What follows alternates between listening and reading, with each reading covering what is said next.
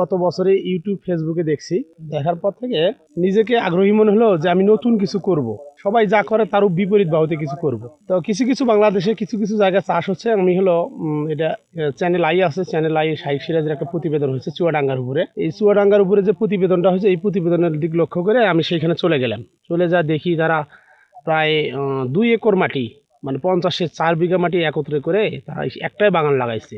সেই দেখার মতো সেখান থেকে আমার ইচ্ছা জাগলো যে না, কিছু করা যাবে, বাংলাদেশের মাটি ওটাও আমাদেরটাও।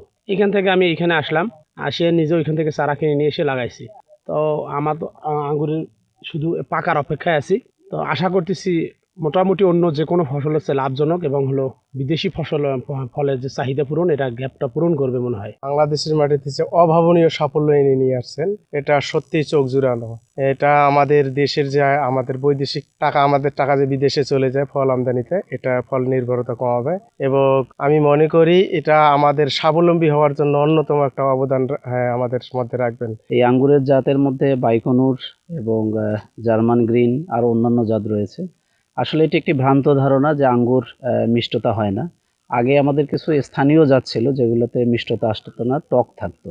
তো বর্তমানে আমরা সিলেকশনের মাধ্যমে নতুন যে জাতগুলো এসেছে, এগুলোর প্রতিটাতেই মিষ্টতা আসতেছে। এবং আপনারা যে বাগানটি এখন দেখতে পাচ্ছেন, এই বাগানে উনি প্রায় 7 থেকে 8 প্রকারের জাতের সমন্বয়ে এই বাগানটি করেছেন প্রায় 24 শতক জমিতে।